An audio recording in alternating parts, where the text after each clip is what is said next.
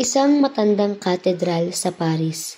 Isang kwento ng pag-ibig, sakripisyo at kalupitan ang maghuhubog sa tadhana na tatlong tao.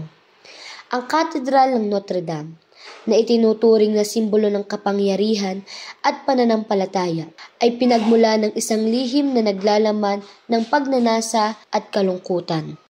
Katedral ng Notre Dame.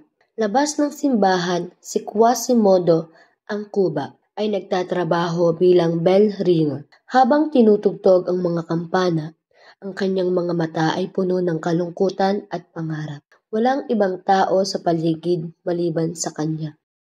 Si Quasimodo, isang batang lalaki na ipinanganak na may kakaibang anyo, ay nakatanim sa kanyang puso ang pangarap na magkaroon ng isang pamilya at pagmamahal.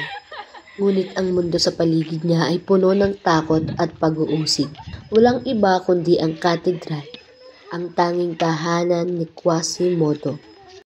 Isang batang babae na may malasakit sa kapwa ay napansin ang kabutihang loob ni Quasimodo at hindi nakapagtimpi sa pagtulong dito. Sa isang kalye ng Paris, si Esmeralda ay nakatagpo kay Quasimodo. Huwag kang matakot. Hindi mo kailangan magtago mula sa akin. Hindi kita huhusgahan. Ngunit ko'y iba, hindi mo ko maintindihan. Ang itsura mo man ay naiiba. Ngunit hindi itsura ang mahalaga, kundi ang puso ng tao. Si Esmeralda, isang gypsy na puno ng kabutihan, ay hindi nag-atubiling tulungan si Quasimodo. Sa kabila ng kanyang takot, nakita niya ang kabutihan sa kanyang puso. Ang pagkakaiba ay hindi hadlang sa kanyang malasakit. Sa opisina ni Claude Frollo, ang pari na lihim na umiibig kay Esmeralda. Si Frollo, ang pari na naging tagapagtanggol ni Quasimodo, ay nagkakaroon ng labis na pagmamahal kay Esmeralda. Nagsisimula siyang mawala ng kontrol sa kanyang damdamin.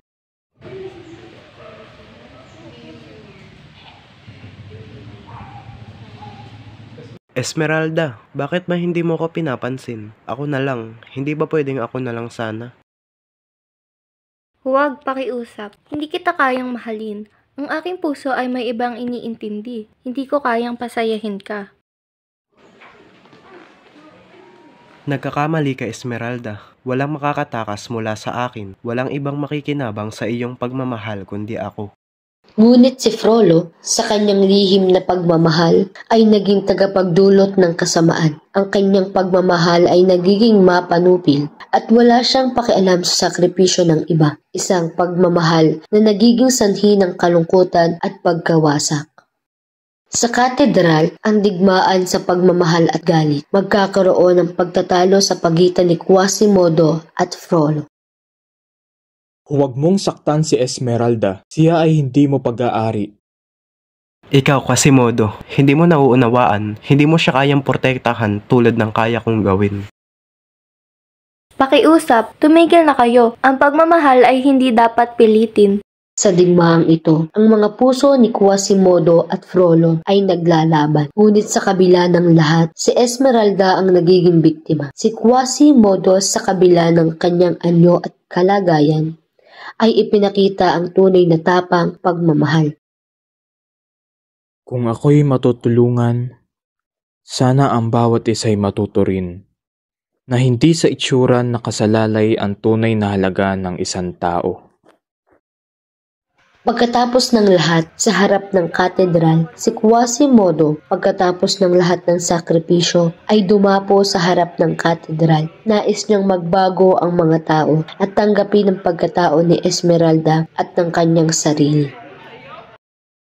Sa huli, matututunan nila ang tunay na kahulugan ng pagmamahal. Hindi ang pagmamahal na may kasamang kasakiman, kundi ang pagmamahal na may malasakit at handang magbigay ng sakripisyo para sa iba. At sa Katedral ng Notre Dame, kung saan ang mga kampana ay patuloy na tumunog, natututunan ng bawat isa ang aral ng tunay na kahulugan ng pagkatao, pagmamahal. Huwag magpadala sa mga hatol ng lipunan, kundi pahalagahan ng tunay na halaga ng bawat isa.